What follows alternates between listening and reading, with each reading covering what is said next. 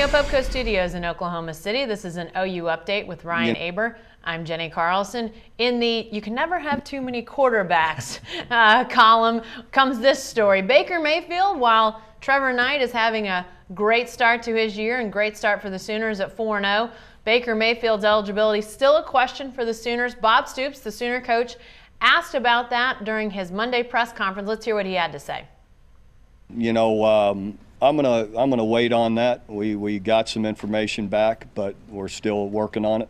You know, so we'll. I'm not just ready to say anything just yet. Good information. Good try, Al. Yeah, it's just we're working on it.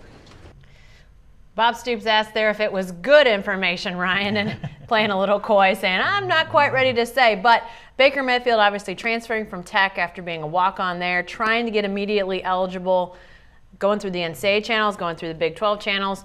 What do we know at this point about his fight for eligibility? Well, there was a report yesterday after Bob Stoops talked that Baker Mayfield had been cleared by the NCAA. I'm told that's not the case yet, at least. There has been some positive movement, but there's still talks with the NCAA. There was a hearing Friday with Baker Mayfield involved, Jim Darnell, his attorney, who also has represented Johnny Manziel in the past. He was involved. And there's also talk with the Big 12 and Texas Tech. The biggest hurdle to me is the Big 12 rule that if you transfer to somewhere in conference, not only do you have to sit out, but you have to lose a year of eligibility. There's been some discussions back and forth trying to get that lifted, but nothing yet has been decided, at least from what I'm hearing from sources close to this situation. Well, we'll talk about potential impact in a second, but you talk about that Big 12 rule, which, you know, not only can he not play right away, but he can't redshirt, so he loses that year of eligibility. Is that as much a fight of anything right now?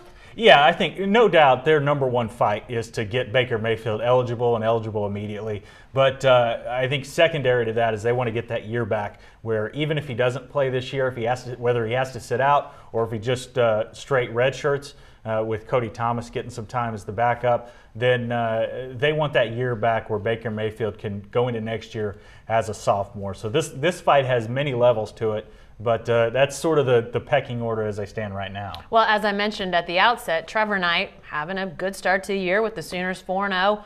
If Baker Mayfield gets eligible, what's the impact on this team? Well, I think there's a very noticeable impact in that I think Baker Mayfield is probably going to would be the backup at least in emergency situations. I don't know if they get into some mop-up situations. Maybe they still go with Cody Thomas. But as far as if Trevor Knight got hurt, he left 2 starts early last year, so he's had a history of getting banged up a little bit. If he gets banged up, Baker Mayfield's a guy who has won in the Big 12 before, and certainly that's no small feat for not only a true freshman last year at Texas Tech, but a true freshman to walk on.